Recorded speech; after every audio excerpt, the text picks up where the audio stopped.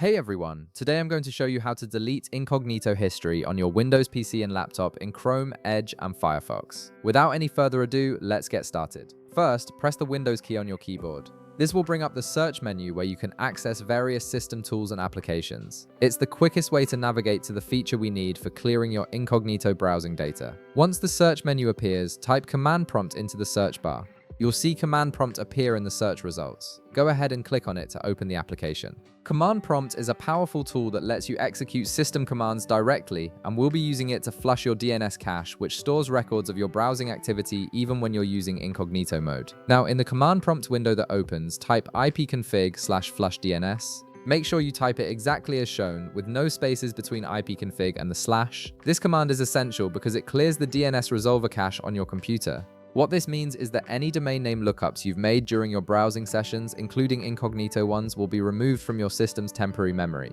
This is important because even though incognito mode doesn't save your browsing history in the browser itself, your computer still keeps DNS records that can reveal which websites you've visited. After you've typed the command, hit the Enter key on your keyboard. You'll need to wait just a moment while the system processes the command and clears the DNS cache. You should see a confirmation message that says something like "Successfully flushed the DNS resolver cache." This confirms that the operation completed successfully and your incognito browsing traces have been removed from your system's DNS records. And that's it. You've successfully deleted incognito history on your Windows PC by clearing the DNS cache. This method works regardless of which browser you use, whether it's Chrome, Edge, or Firefox, because DNS records are stored at the system level rather than within individual browsers. If this video helped you out, be sure to leave a like, subscribe, and I'll see you in the next one.